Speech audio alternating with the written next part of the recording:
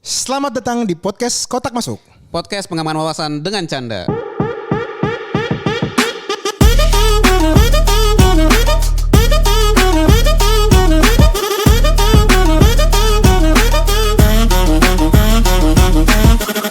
Halo semuanya.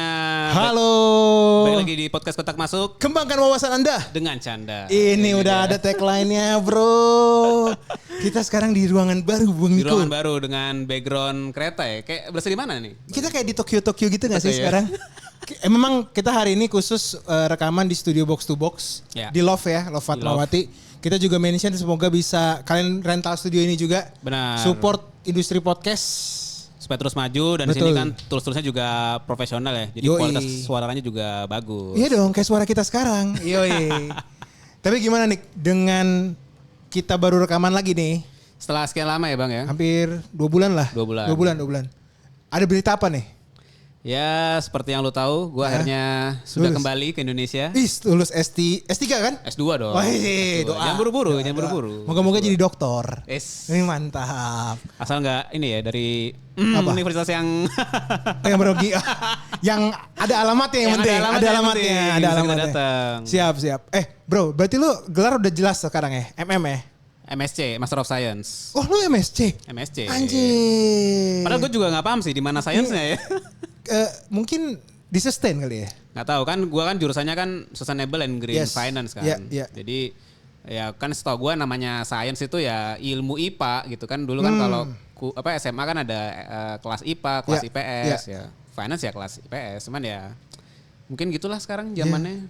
Mungkin udah dilihat bahwa memang yang kita rasakan sekarang ini udah benar-benar beda ya Nick ya. Contoh nih yang menurut lo beda nih, sejak dari Singapura kan udah S2. Ya. Status udah beda dong. Status. MM, S2 dong. Sama aja lah Bang kayaknya. Ada yang beda. Apa Pasti tuh? pengangguran kan? Anda pasti open to work kan? Benar, saya Nah, menganggur. saya sudah duga, saya sudah Mungkin duga. teman-teman ada yang punya lowongan buat saya. Jadi memang bukan hanya calon gubernur yang dijegal dan open to work. Uts. Tapi memang banyak orang yang lagi struggle sekarang. Bener Banyak kan? orang lagi struggle. Ya gue ngerasain sih Iya. pada saat gue kembali. Kan gue selesai bulan Agustus. Yoi. Secara official. Tapi gue sebenarnya udah cari kerja tuh dari bulan Mei apa Juni gitu. Wih, udah lama juga ya. Semester Udah 1 lama. berarti ya. Dari semester 2. Semester semester- 2 udah mau UAS gitu ya.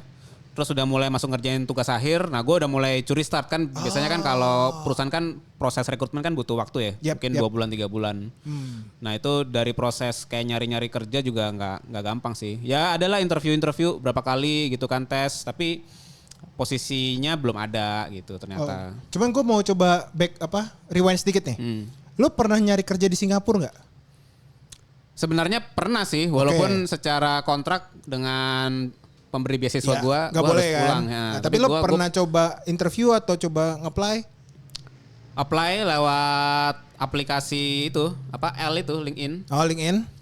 Tapi ya belum ada panggilan karena ya banyak teman-teman gue juga sebenarnya kan yang berharap bisa kerja di Singapura Sana, kan iya, gitu iya. kan dengan taraf hidup yang lebih baik gitu kan, transportasi yang bagus, pemerintah yang support gitu ya. Tapi sama-sama mengalami kesulitan karena di sana itu memang dibatasi Bang untuk orang yang foreigner gitu ya, Ya. orang-orang asing untuk kerja di Singapura itu sangat dibatasi. Setahu gue tuh kayaknya mungkin cuman maksimal 30% dari karyawan yang ada di perusahaan itu gitu. Oke. Tapi by the way, gue bukannya mau ngebuka lo untuk mengingkari perjanjian lo nih. Iya. Tapi ini cuman bagi pengalaman. Ya. Contoh, misalnya kan kalau di Indo kita nyari lowongan kerja dari LinkedIn, Ya. dari surat kabar zaman dulu ya, Ya. atau enggak dari mouth to mouth. Terus ada prasyarat misalnya harus berpenampilan baik, Iya. berperilaku baik ya. Aha. Di Singapura tuh kayak gitu juga nggak sih requirement-nya? Enggak sih, lebih straightforward lah gitu. Dan Contoh, biar kita pendengar-pendengar PKM, pekem-pekem ini ya. Pekem-pekem ini ya. Ini paham nih kayak gimana sih lo bentuk lowongannya nih? Gambaran Oke, umumnya. jadi kalau di kampus gua itu memang sudah difasilitasi dari kampus ya. Jadi Oke. mereka punya portal untuk lu tuh bisa cari kerja lah, cari lowongan termasuk ya nanti misalnya lu punya minat di industri tertentu lah, misalnya consumer goods atau misalnya logistik atau finance itu. Jadi lu bisa kayak subscribe untuk mendapatkan newsletter gitu. Oke. Dan ya kalau misalnya dibuka Dan Singapura itu kan memang terkenal dengan negara yang fokus di finance kan. Jadi ya gue cukup banyak dapat exposure ke sana. Tapi kalau dari sisi kayak misalnya kerja di bank gitu ya. Nah kalau dikerja di bank sebenarnya relatif dia punya program. Apakah programnya itu untuk new graduates, untuk mahasiswa baru, mahasiswa yang baru lulus, yang masih belum punya pengalaman kerja banyak, atau untuk experience gitu. Nah jadi mesti dibedain. Terus dia nggak terlalu detail sih bang sebenarnya ya. Tapi teman-teman gue yang ikut rekrutmen tuh merasakan seleksinya ketat gitu aja sih sebenarnya. Mungkin mereka pasti ngeliat dari IPK masih itu. Jadi IPK masih. Tadi gue kira kayak itu Takeshi Castle. Enggak ya? Jadi ada 2 orang yang, ayo kalau kamu mau masuk di sini harus melewati rintangan. Enggak ya? Ada IPK pasti. Kemudian biasanya ada TOEFL, IELTS. Enggak sih, kalau lu udah lulusan kampus dari Singapura biasanya udah aman. Udah aman sih gitu. IPK. Terus biasanya dia udah ngasih tahu apakah ini terbuka untuk orang asing atau khusus hanya untuk orang Indonesia, orang Singapura gitu. Kalau orang asing tuh berarti selain IPK, terus lu punya paspor lah, legalitinya lengkap segala macam. Harus ada tadi gue bilang penampilan atau nggak ada sih. Nggak ada. Oke. Kecuali mungkin kalau dia open lowongan untuk yang sales ya gue juga nggak tahu sih karena nggak ke expose juga di situ ya. Tapi selama di bagian industri finance lah atau industri keuangan berarti nggak ada ya kayak gitu ya. Biasanya pengalaman ya diutamakan misalnya punya pengalaman magang, terus misalnya IPK-nya bagus, pernah ikut kompetisi apa gitu. Jadi tapi memang ordal agak lumayan ngefek sih bang. Networking. Ya. Itu lumayan ya. Di sana juga main juga ya. Jadi kalau misalnya lu udah pernah magang di sana gitu. Chance lu untuk bisa masuk itu ya lebih tinggi kalau memang lu berperilaku baik ya gitu. Berarti bukan termasuk cuman ordal atau networking nih. Tapi kalau lu udah punya portofolio atau pengalaman di industri pas lagi lo intern atau enggak lo dikasih kesempatan misalnya company visit lo kenal sama beberapa orang di sana, chance-nya ada tambah sedikit gitu ya. Jadi kalau gua ngeliat levelnya nih ya, kalau lu nggak punya portofolio, nggak punya kenalan, itu kayaknya chance dipanggilnya kecil tuh. Oh, polos-polos aja. Karena ya kolamnya besar tapi pancingannya kecil gitu kan. Nah, terus kalau lu kenal sama seseorang walaupun lu nggak punya portofolio, ada kemungkinan lu dipanggil. Oke, nice. Nah, lu dipanggil seleksi interview. Nah, belum tentu lu masuk. Nah, yang masuk biasanya udah yang memang kayak semuanya centang lah, IPK centang. Orang Singapura misalnya kan centang, kalaupun misalnya lu orang asing gitu ya, lu punya sertifikasi apa, centang itu lebih banyak tuh centang-centangannya gitu. Yang lu denger ada medical check up gak di sana? Kan banyak juga nih teman-teman pekem ini nih yang mungkin ketakutan juga nih. Apalagi kita anak-anak yang usianya milenial sama Z lah ya. Terkait kesehatan kan? Ada sih bang, ada. Ada juga ada medical check up juga di sana. Ada, gue masuk kuliah juga kan pakai medical check up. Serius tuh? Iya, gue masuk kuliah. Masuk kuliah S2 pakai medical check up. Emang di tempat lu nggak ada? Di gua enggak. Nggak ada ya? Med check gua nggak ada, tapi ada. TOEFL harus. Oke. Ngecek TOEFL karena kan gua kan bukan di luar sih, gua kan di UPH kan. Di UPH. Cuma cek TOEFL aja. Uang papi, Bang. Uang papi habis, men. Bukan uang gua habis. Bukan uang papi gua habis. Tapi yang menarik sebenarnya kalau waktu gua mecek, jadi kan dia tuh ngasih mecek itu lu bisa mecek di Indo. Nanti hasilnya dikirim ke Singapura atau lu mecek di Singapura. Kalau gua kemarin mecek di Singapura karena sekalian nyari kos-kosan. Oh, berarti di awal-awal. Iya, di awal-awal gitu. Nah, itu yang menarik adalah dokter umumnya. Kan kita kan biasa tuh kan ronsen apa segala macam sampai ke dokter umum. Dokter umum kan biasanya raja terakhir. Ya, raja terakhir tuh. Dokter umum lu biasanya ditanyain hal-hal yang kayak gimana lu? Ya biasa ada pernah operasi atau enggak. Terus ada keluhan enggak hari ini? Terus lagi minum obat atau enggak? Itu aja sih. Nah, gue ada satu yang gue temuin tuh nggak ada tuh di Indo tuh. Apa tuh? Pertanyaan apa tuh? Lu punya masalah gangguan mental nggak? Serius loh? Serius ditanyain. Anjir. Ditanyain bang. Gitu. Singapura ditanyain. Jadi lu karena mereka concern banget gitu loh. Kalau apalagi seorang mahasiswa ya, yang mungkin setiap harinya lu akan bertemu dengan tugas yang banyak, kemudian lu mau ujian, terus lu mungkin punya aktivitas sampingan gitu ya, punya UKM yang mesti lu ikutin. Jadi mereka benar-benar naruh concern dari si dokternya itu ditanya lu pernah merasa nggak punya masalah gangguan mental. Karena nanti mereka akan siapin kayak mungkin program-program untuk lo tuh bisa curhat misalnya pada saat berjalannya kuliah gitu. Itu yang menurut gue oke juga ya gitu. Berarti pengalaman lo di Singapura cukup banyak ya bro? Ya lumayan lah. Tapi maksud gue lo nggak terakhir ya untuk Singapura lo nih ya. Lo trauma nggak sih dengan nyari kerja di sana dan ya lagi nggak hoki atau lagi nggak apa sekarang? Gua enggak, teman gua mungkin ya. Berarti ada yang kena mental ini, ada yang kena mental. Kalau gua kan memang harus pulang. Yeah. Justru gua kan di Singapura apply itu kan iseng aja gitu kan ya, barangkali ada yang nyangkut. Cocok gitu. Walaupun kan ada kontrak yang lo nggak bisa batalin sebenarnya. Ada juga yang kan gua waktu tugas akhir kan jadi kayak konsultan gitu kan. Tapi statusnya mahasiswa. Ya mereka juga bilang ya kalau misalnya tertarik ya lu kasih tahu nanti lu masukin CV nanti gue coba proses tapi ya gue ambil jalur pulang ke Indo kan. Nah, tapi teman gue memang ada yang bukan orang Singapura, orang luar gitu ya, orang Vietnam. Itu dia sih benar-benar shock. Enggak apa ya, berjuang mati-matian sih. Anjir. Dia sampai ada yang interview udah 5 kali nggak dapet, ada yang udah interview sampai bosnya ada di Paris untuk kerja di Singapura, udah sampai interview final tuh udah bos terakhir tuh nggak dapet gitu. Jadi kayak dia pun bingung gitu, kenapa ya kok kita nggak dapet ya gitu loh. Padahal sebenarnya secara dia mungkin lebih banyak tuh experience di sustainability gitu dibanding gua kan. Tapi akhirnya dia dapetnya tapi dibalik lagi ke negara asal gitu. Jadi ya begitu toughnya sih orang. Berarti nggak cuma di Indo sih teman-teman ya. Menurut gua terkait pencarian kerja ini kan lagi happening tuh Nick, terkait pengangguran di Indonesia kan cukup tinggi ya. Ya kemarin di berita banyak ya. Banyak. Terus juga kalau dibandingin sebenarnya secara persentase sih di 5,2% kita tertinggi di ASEAN loh. Itu apa tuh? Tingkat pengangguran nih. Tingkat pengangguran. Yang anak muda terutama ya. Dan rata-rata itu yang lulusnya tuh SMK. Yang paling banyak dari populasi anak muda, yang paling banyak tuh SMK. Yang kedua tuh populasi S2 sampai S1, D4 sampai S3. Yang ketiga baru S1 yang D1 sampai D2. Jadi memang populasi itu kelihatan bahwa ada beberapa pakar yang gue coba baca. Satu, ada mismatch nih antara ijazah sama industri. It's classic ya kan? Itu masalah klasik banget.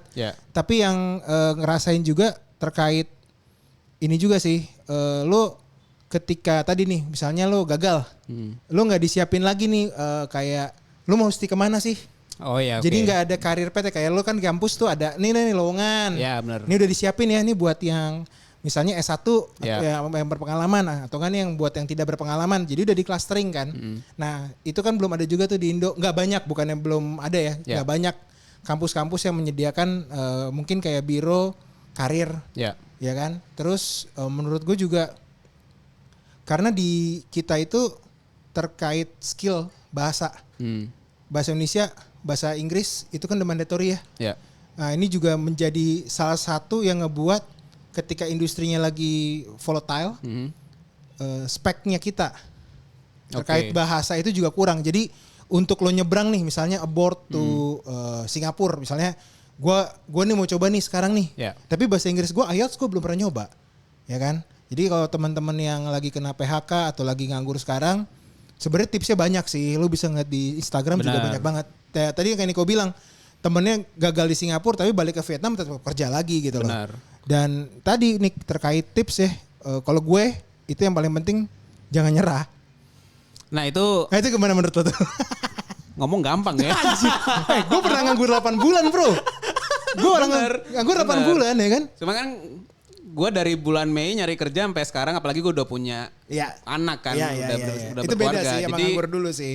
Kena mental juga gitu kadang-kadang kita jadi kayak kepikiran ambil shortcut kali ya, maksudnya kayak ambil kerjaan yang ada di depan mata gitu. Benar, jadi yang nggak nyambung sama bidang kita juga kita akhirnya pertimbangkan gitu kan. Atau kita kayak gue waktu itu pernah kayak janji nih sama diri gue sendiri pas gue lagi nganggur itu. Kalau gue nganggur setahun, gue jadi pendeta. Oh gitu, cepet loh. Waktu S1 ya, jadi gue tuh naruh limit waktu nih. Misal nih, gue waktu itu hanya bisa tahan setahun gue nganggur. Gue ngukur diri gue. Tapi gue dari setahun itu gue harus next journey yang harus gue buat sendiri. Jadi gue udah bilang, gue pokoknya kalau nganggur gue harus jadi pendeta. Jadi itu yang ngebuat jadi gue jadi cambuk, tau gak lo? Lo jadi tinggal nyari satu goals parameter waktu. Biasalah kalau kita main saham kan juga sama kan, batas atas sama batas bawah kan. Lo set batas bawah lo aja lah. Nah tapi kalau dari yang apa udah gue lewatin sekarang itu gimana? Ada satu yang mungkin gue bisa share lah. Gitu. Boleh dong. Jurusan gue kan spesifik lah. Ya mungkin jurusan itu gue juga minati lah gitu ya. Bukan gue nggak nyesal dan gue memang sangat happy lah dengan jurusan gue itu, dan mungkin itu terjadi juga di beberapa orang yang jurusannya mungkin agak unik gitu kan. Misalnya ada yang misalnya nih ya kayak jurusan planologi misalnya S1-nya gitu. Itu kan tata kota ya? Tata kota. Ya. Ataupun misalnya teknik perkapalan apa segala macam. Jadi sering kan kita dengar ada banyak mahasiswa yang udah lulus tuh akhirnya pergi ke satu industri yang generik banget gitu kan. Nah, tapi pada saat gue lulus kemarin, karena gue tahu bidang gue tuh sangat spesifik, gue kan pasti akan mencari itu kan, fokus ke sana. Tetapi gue juga harus realistis, di Indonesia itu juga belum terlalu terdevelop dengan baik gitu industrinya. Jadi karena gue punya tanggung jawab sebagai seorang ayah dan suami kan, jadi kita juga nyari nih yang lain-lain gitu kan, yang lain-lain yang termasuk ya mungkin industri yang lama gitu, ataupun yang berbeda tapi masih satu bidang sama yang sebelumnya gitu.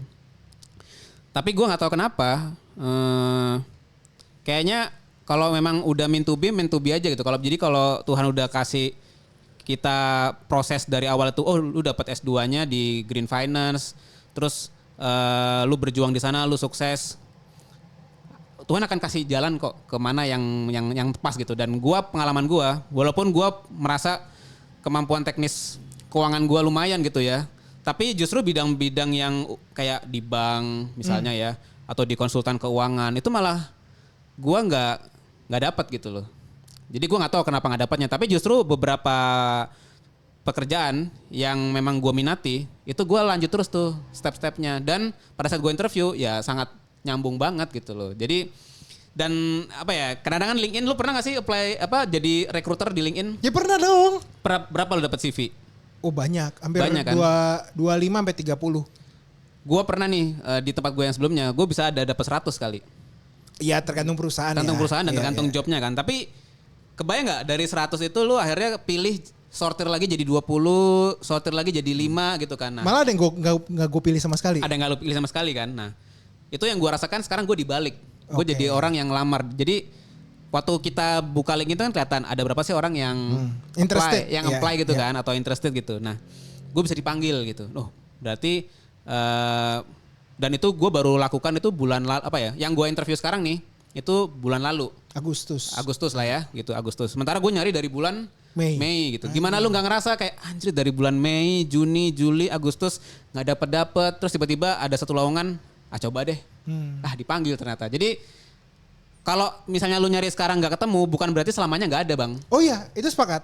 Gitu. Tapi lu kalau nggak nyari sama sekali, bakal nggak ada samanya. Benar. Makanya kalau dari gue, yang tadi lu bilang sih valid aja. Tapi bener, balik lagi ke teman-teman nih. Ya. Yang penting lu tetap keep fighting. Jadi mungkin buat ini spesifik ya buat teman-teman yang baru lulus nyari kerja, ataupun yang kemarin belum beruntung akhirnya diberhentikan gitu ya. Betul. Dari perusahaan. Kalau memang kalian ada suatu hal minat lah ya, entah itu minat di profesi kalian atau minat di hobi, mungkin itu bisa difokuskan. Betul. Gitu. Jawabannya mungkin nggak ada nih hari ini gitu, tapi kok gue yakin jawaban itu akan ada di masa-masa yang akan datang, dan gue percaya ada namanya law of attraction. Lu tahu pernah dengar nggak? Belum. Jadi law of attraction itu ketika lu pengen sesuatu, lu pikirin itu setiap hari, somehow semesta itu akan mendekatkan lu pada apa yang lu mau gitu loh. Ih bener banget. Gitu kan. Secara nggak langsung, misalnya gue suka masalah sustainability, kan mempengaruhi nih gue googling sustainability, terus misalnya gue ketemu teman kita bahas sustainability. Jadi secara nggak langsung alam semesta itu mulai akan mendekatkan lu sama apa yang lu mau. Jadi tetap berpegang pada, jangan menyerah dengan give up atas apa yang lu mimpikan gitu loh. Dan prosesnya kita nggak ada yang tahu. Jadi tetap berjuang teman-teman. Tetap follow kita juga seperti podcast Otak Masuk ini yang kita juga lagi berjuang. Ada di Instagram, ada juga di YouTube, Spotify gitu kan. YouTube terus juga ada, Noise juga ada. Dan kita juga punya link Saweria ya, yang nanti akan muncul di salah satu titik di video ini. Terus ya mungkin kalau pengen belum pengen raktir gitu ya, belum pengen ini nggak apa-apa. Selalu aja. Shout out aja ke kita, klik komen ataupun kasih rating di Spotify. Dan mau DM kita juga boleh terkait keuangan, terkait ke-HRD-an, terkait mungkin kalau kita memang gak jago mental health tapi secara untuk teman, untuk ngobrol-ngobrol oke nih ya. Siap. Itu aja untuk episode kali ini. Niko open to work, man. See you. Sampai ketemu di episode selanjutnya. Bye-bye.